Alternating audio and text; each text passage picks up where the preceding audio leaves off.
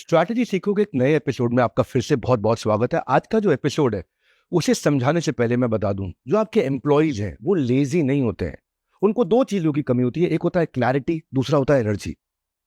फिर से पकड़ लो, ये दो चीजें बड़ी गहरी हैं। क्लैरिटी क्या करना है और एनर्जी का मतलब है करना ही करना है। और ये वीडियो आपको ये दो चीजें दे देगा। आपके एम्प्लॉय का उसका एक रोल क्या है, टॉप 3 गोल क्या है। मेरा डांस देख लो, वो एक रोल क्या है, टॉप 3 गोल क्या है, एक रोल क्या है, टॉप 3 गोल क्या है। केपीआई की कहानी सुनाऊंगा। आज आप सीख जाओगे एम्प्लॉय की प्रोडक्टिविटी को कैसे मेजर करें, डिपार्टमेंट को कैसे ट्रैक करें। लोग जानना चाहते हैं कि मैं कैसे चेक करूं, रिपोर्ट कैसे जनरेट करूं, प्रोसेस कैसे बनाऊं। मान लो सेल्स की टीम है, रेवेन्यू अचीव कर रही है नहीं कर रही है, करेगी कि नहीं करेगी। प्रोडक्ट जिसने बनाया है, प्रोडक्ट में रेवेन्यू आएगा, रिटेंशन आएगा, कस्टमर सेटिस्फैक्शन आएगा नहीं आएगा। मार्केटिंग मैनेजर है, वो खाली मार्केटिंग पर पैसा लगाया जा रहा है, ब्रांड अवेयरनेस बढ़ाया जा रहा है या लीड भी ला रहा है, रेवेन्यू भी इंप्रूव कर रहा है। एचआर वाला है, उसको अच्छा आदमी लाने को बोलो ला पाता है, अच्छा आदमी टिकाने को बोलो टिका पाता है, अच्छा आदमी से भगा के काम कराने को बोलो करा पाता है। आपको ना ये डिपार्टमेंट, मान लो पांचवा department customer service. Customer service में क्या इतनी अच्छी सर्विस दे रहे हैं कि लोग हमारे प्रमोटर बन रहे हैं, या इतनी खराब सर्विस दे रहे हैं कि लोग हमारे डिट्रैक्टर बन रहे हैं, हमारी बुराइयां कर रहे हैं। हाँ, कस्टमर सेटिस्फैक्शन स्कोर बोलते हैं, CSAT score, customer satisfaction score. ये आप आज सीख जाओगे। एक होता है क्लैरिटी, दूसरा होता है एनर्जी। ये दो चीजें अगर आपने दे दी ना, क्लैरिटी का मतलब क्या करना है एग्जैक्टली, और एनर्जी का मतलब है करना ही करना है। आपको सोशल मीडिया का मैनेजर है, वो एंगेजमेंट सोशल मीडिया पे, रीच सोशल मीडिया पे, लीड जनरेशन बूस्ट कर रहा है नहीं कर रहा। तो मैं Vivek Bindra, founder and CEO badabusiness.com, आज 15वें एपिसोड में आपका स्वागत करता हूं। स्ट्रैटेजी सीखो बाय डॉक्टर विवेक बिंद्रा। एक सेंट्रल मैसेज, एक थीम, एक कहानी। आज की कहानी क्या है? आज की कहानी है केपीआई की परफॉर्मेंस इंडिकेटर। कैसे आप आपके ग्रोथ का गेम प्लान बनाएं। ये 36 एपिसोड की सीरीज है, आज 15वां एपिसोड है। हर बुधवार, शुक्रवार, इतवार, वेडनेसडे, फ्राइडे, संडे सवेरे 8 बजे। पहले स्ट्रैटेजी सीखो, उसके बाद बिजनेस का फ्यूचर लिखो। तो आप तक आप क्या क्या कर चुके? 14 एपिसोड देख चुके, जीरो कॉस्ट मार्केटिंग देख चुके, online reputation management, selling, storytelling, FOMO sales का स्ट्रैटेजी, कस्टमर के ऑब्जेक्शन कैसे हैंडल करें, फ्रेंचाइज मॉडल क्या होगी, 35 प्राइसिंग स्ट्रैटेजीज क्या थी, कर्जे से कैसे मुक्ति पाए।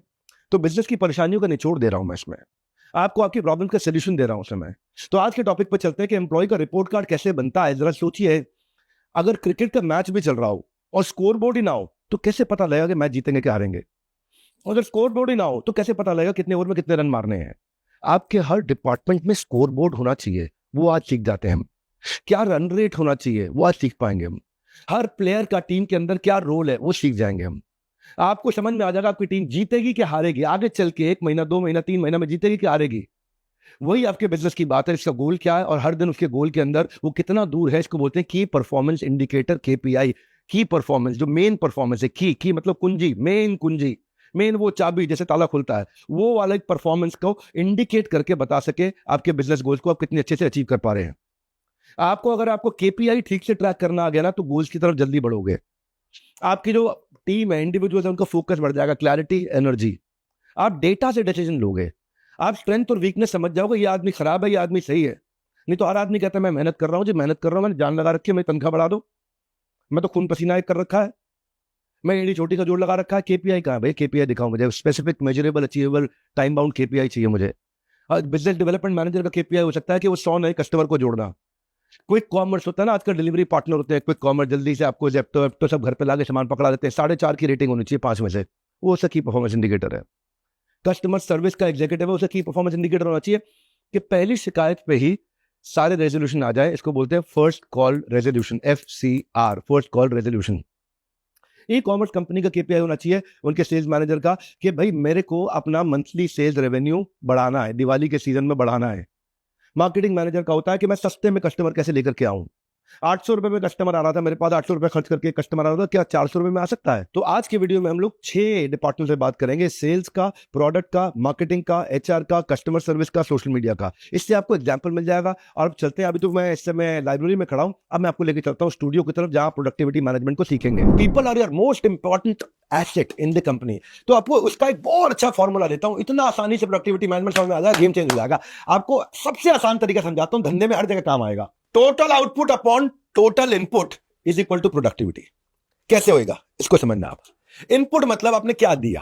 हाँ भाई, गाय ने कितना चारा खाया वो आपका इनपुट है, उसने कितना दूध दिया वो आउटपुट, खिलाड़ी ने कितने मैच खेले वो उसका इनपुट, उसको अपनी टीम को कितने रन दिए वो उसका आउटपुट, आपने एडवर्टीजमेंट पे लगाया 1 लाख रुपया वो है इनपुट, उसमें एडवर्टीजमेंट से 1000 कस्टमर आए वो आउटपुट। इनपुट मतलब आपने क्या लगाया, आउटपुट मतलब क्या मिला। पेट्रोल में आपने कितना लीटर डाला वो है इनपुट, कितने किलोमीटर गाड़ी चली वो है आउटपुट, नंबर ऑफ मैच कितने खेले वो है इनपुट, अपनी टीम में कितनी बार वो मैन ऑफ द मैच बना वो आउटपुट, कितनी टोटल पॉपुलेशन है इनपुट, उसमें से कितने लोगों को पोलियो के बारे में मालूम है आउटपुट। इसको फॉर्मूला के साथ समझते हैं, बहुत ईजी करता हूं। भाई खिलाड़ी है, उसने 100 मैच खेले वो इनपुट नीचे लिख दिया हमने, ठीक है। अब उसमें से कितने में वो मैन ऑफ द मैच बना, 30 में बना वो आउटपुट, 30 आउटपुट निकला, 30 ऊपर। इसका मतलब क्या है, 30% की उसकी प्रोडक्टिविटी है जी। नंबर ऑफ मैचेस जहां मैन ऑफ द मैच बना और नंबर ऑफ टोटल मैच खेले, 30% की प्रोडक्टिविटी है। हाँ, बड़ा सिंपल है। अब ऐसे समझते हैं, और देसी उदाहरण देता हूं, मजा आ जाएगा। आप कंपनी में हर चीज का प्रोडक्टिविटी और परफॉर्मेंस मैनेजमेंट कर लोगे इससे। कैसे करोगे। गाय ने 300 रुपए का चारा खाया, मेरे 300 रुपए लग गए इनपुट। आउटपुट क्या, 1500 रुपए का दूध दे दिया उसने, है जी। तो आपने नीचे लिखा इनपुट, हाँ जी, कितना लिखा, 300 रुपए का उसने चारा खाया, आउटपुट 1500 रुपए का दूध दिया, यानी कि मेरी जो गाय है वो 5x 500% प्रोडक्टिव है। मैं जो लगा रहा हूं उससे 5 गुना कमा रहा हूं। कितने मैच खेले, 50 मैच, नीचे इनपुट डाल दिया। उसमें से कितने मैच में उसने रन कितने बनाए, उसने रन बनाए जी 2000 रन बनाए 50 मैच में, तो जी इसकी प्रोडक्टिविटी क्या, 40 रन पर मैच। टोटल पॉपुलेशन है लेट्स से एक गांव के 10,000, उसमें से कितनों को पोलियो का वैक्सीनेशन लग गया, 1500 लोगों को लग गया। तो इनपुट हमने दिया 10,000, 1500 को लग गया जी वैक्सीनेशन, यानी कि मेरी 15% की प्रोडक्टिविटी है। अभी मुझे और आगे बढ़ना है। हर आदमी का अपनी टीम में ये चेक करो क्या दिया क्या लिया। मैं आपको बताता हूं, अगर जैसे मान लो सेल्स की टीम है, एग्जाम्पल के साथ बात करते हैं ना, बिना एग्जाम्पल के नहीं करेंगे बात। सेल्स की टीम है, सेल्स की टीम को अब क्या मेजर करोगे, आप मेजर करोगे कि उसका लीड कन्वर्जन परसेंटेज कितना है, उसका नंबर ऑफ कॉल्स कितना है। आपने एक नंबर ऑफ कॉल सेट कर दिया, की परफॉर्मेंस इंडिकेटर हो गया। आपने लीड कन्वर्जन कितनी, तूने अगर 100 लीड पे काम किया उसमें से 10 लीड कन्वर्ट होने जरूरी है, तो 10% का आपने ले लिया। हाँ, आपने ये देखना है उसका sales increase month on month. पिछले महीने तुमने 2 लाख की सेल करी, इस महीने तुम्हारा 50% टारगेट बढ़ गया 3 लाख, अब तुम्हारा 50% टारगेट बढ़ गया 4.5 लाख, अब तुम्हारा 50% टारगेट बढ़ गया। तो अब बढ़ा पा रहा नहीं बढ़ा पा रहा है। Sales target versus percentage of achievement. Sales का टारगेट था 1 लाख का, तुमने अचीव किया 80,000 या 1,20,000। ये केपीआई हो गया। एक एमआईएस का आदमी रोज शाम को एक्सेल शीट बना करके आपको रेड ब्लू ग्रीन दे देगा। आप अपसेल परसेंटेज चेक कर सकते हो कि भाई इसने 1 लाख का माल लिया, तुमने कितना अपसेल किया इसको, एक की जगह क्या तुमने 1,20 1,30 बेच पाए। क्रॉस सेल, अगर उसने एक आइटम खरीदी तो क्या तुमने साथ में दूसरी आइटम भी बेच पाए। तो क्रॉस सेल परसेंटेज चेक करो। तुमने भाई 100 लोगों को बेचा, 100 में से कितने लोगों को आपने दूसरी चीज भी बेची, तीसरी चीज भी बेची। टोटल पाइपलाइन वैल्यू, यानी कि अभी जो कन्वर्ट होने वाली है उस समय कितनी पाइपलाइन की वैल्यू है। पाइपलाइन मतलब भाई अभी तक बाहर नहीं निकला लेकिन पाइपलाइन के अंदर है। पाइपलाइन का मतलब होगा भाई मेरे पास इतने कस्टमर हैं जो मुझे लगभग 25 लाख रुपए का बिजनेस दे सकते हैं। अब देंगे कितने वो अलग बात है, लेकिन पाइपलाइन तो होनी चाहिए ना हमारे पास रेडी, यानी कि हॉट प्रोस्पेक्ट तो होना चाहिए। हाँ, average profit margin on sales, तुम कितना डिस्काउंट दे आते हो, प्रॉफिट मार्जिन कितना बचा पाते हो, ये सब केपीआई है। प्रोडक्ट मैनेजर है, कोई प्रोडक्ट बना रहा है तो उसके प्रोडक्ट से कस्टमर को लाने की कॉस्ट घटी कि नहीं घटी, उसके प्रोडक्ट कितना बढ़िया है, उससे कस्टमर का रिटेंशन बढ़ा कि नहीं बढ़ा, उसका प्रोडक्ट कितना बढ़िया है कि कस्टमर का सेटिस्फैक्शन रेट आया कि नहीं आया। हाँ, उस प्रोडक्ट को बनाने के कारण रेवेन्यू कितना आया, तो उसका केपीआई चेक कर लिया आपने। मान लो मार्केटिंग मैनेजर है, वो आपके लिए मार्केटिंग कर रहा है, तो मार्केटिंग मैनेजर से आप क्या चेक करोगे। अब मार्केटिंग करने के बाद कस्टमर आएगा, तो मार्केटिंग करने के बाद जो कस्टमर आ रहा है वो कॉस्ट पर लीड कितनी है, यानी कि एक बंदे को लाने में कितना पैसा खर्च कर दिया तूने बाजार में, नया कस्टमर तेरी मार्केटिंग के कारण कितना आया, टोटल रेवेन्यू तेरी मार्केटिंग के कारण कितना आया, कस्टमर एक्विजिशन की कॉस्ट मार्केटिंग के कारण कितनी हो रही है। कैसी मार्केटिंग कर रहा है कि कस्टमर का लाइफ टाइम का वैल्यू आ रहा है, कैसी मार्केटिंग कर रहा है कि बिना पैसा खर्च किए ऑर्गेनिक ट्रैफिक कितना ला रहा है, मैंने जितनी एड स्पेंड करी उस एड स्पेंड पे रिटर्न कितना मिल रहा है, आपने कन्वर्जन रेट कैसा है इस नए प्रोडक्ट का। तो ये बेसिकली अलग अलग केपीआई हो गए। हाँ, कि भाई ब्रांड अवेयरनेस, कितने लोग हमारे को जान पाए हैं। मान लो एचआर में रिक्रूटमेंट की टीम है जो केवल हायरिंग करती है, तो उससे क्या है, total HR cost per new hire. भाई मेरे पास एचआर कॉस्ट है, HR cost let's say 1 lakh रुपए की, और नए आदमी पे मेरे को कितने डिवाइड करके कितने पैसे लग रहे हैं, या percentage improvement in cost saving, मैं कितना परसेंट सस्ता कर पा रहा हूं एक नया आदमी को लाने में। यानी कि मेरे पास 10 लोगों की टीम है, 10 लोगों की टीम आज तक 20 आदमियों को हायर किया करती थी, अब क्या यही 10 लोगों की टीम 40 को हायर कर सकती है। तो आपने नंबर बना दिया, मेजरमेंट दे दिया। एचआर का काम होता है रिटेंशन करना, एम्प्लॉयज को रिटेन करके रखना, छोड़ के ना जाए। तो रिटेंशन रेट कैसा है, हर महीने या हर क्वार्टर में, हर साल कितने लोग छोड़ के जा रहे हैं, एचआर का मतलब है एक्सटर्नल हायर तो नहीं करा रहा है तू, प्लेसमेंट एजेंसी से हायर तो नहीं करा रहा है। तो ये हो गया आपका। एचआर की जो वर्कफोर्स मैनेजमेंट है वो देखिए एब्सेंटीज्म रेट क्या है भाई, कितने लोग ज्यादा एब्सेंट हो रहे हैं तो वो क्या करे कि एम्प्लॉयज कम छुट्टी ले। एम्प्लॉय का सेटिस्फैक्शन रेट बढ़ा पा रहा नहीं बढ़ा पा रहा है, ट्रेनिंग अच्छी दे पा रहा नहीं दे पा रहा, ट्रेनिंग का आरओआई कितना आ रहा है, प्रमोशन रेट कैसा, कितने लोग प्रमोट हो रहे, ग्रीवांसेस कितने चल रहे, कितने लोग शिकायत कर रहे हैं, तुम शिकायत दूर कर रहे हो कि नहीं कर रहे हो। मतलब कई बार क्या होता है ना, ग्रीवांसेस मैनेज करने जरूरी होते हैं। क्योंकि कुछ बॉसेस होंगे आपकी कंपनी में या कुछ मैनेजर होंगे आपकी कंपनी, वो एम्प्लॉय को निचोड़ने में बिलीव करते हैं। हर एक आदमी का स्कोर बोर्ड होना चाहिए, स्कोर बोर्ड होगा तो वो भागेगा। लोग जीतना चाहते हैं उन्हें जिताओ, बार बार बोल रहा हूं, स्पोर्ट्स टीम बनाओ, फैमिली नहीं स्पोर्ट्स टीम बनाओ, प्रो स्पोर्ट्स टीम। अगर कस्टमर सर्विस की टीम है तो वो क्या करेंगे, percentage of complaint resolve with in set time. भाई कोई कंप्लेंट आई कितनी देर में सॉल्व कर रहे हैं, कितनी देर, कितना टाइम लगा रहे हैं सॉल्व करने में, कितना टाइम लगा रहे हैं ईमेल को आंसर करने में, कितनी देर में ईमेल आंसर होती है। आपने टाइम ले लिया कि भाई एक ईमेल को आधे घंटे में आंसर करना, तो वो 2 घंटे में कर रहा है, 15 मिनट में कर रहा है। या फिर आपकी सर्विस के कारण कितने लोग हमारे प्रमोटर बन रहे हैं बाजार में, या फर्स्ट कॉल पे ही क्या प्रॉब्लम सॉल्व कर पा रहे हो आप, या बंदे को बार बार फोन करना पड़ रहा है, उसको दोबारा फोन करना पड़ रहा है, तो यानी कि मेरा कस्टमर तकलीफ में है। आपका एवरेज रेजोल्यूशन टाइम क्या है, कितनी देर में प्रॉब्लम सॉल्व करते हो। आपका कस्टमर सेटिस्फैक्शन स्कोर क्या आ रहा है, आपकी कॉल के बाद में कस्टमर कितना सेटिस्फाइड है उसका नंबर ले सकते हो फीडबैक लेकर के। आपके कारण कस्टमर रिटेन कितना हो पा रहा है उसका नंबर ले सकते हो, मैं इसको इंक्रीज कर सकता हूं। तो ये केपीआई हो गए। केपीआई से ना सबके पास में एक नंबर रहेगा, वो नंबर को चेस करेगा, उसका स्कोर बोर्ड बन जाएगा, लोग भागेंगे।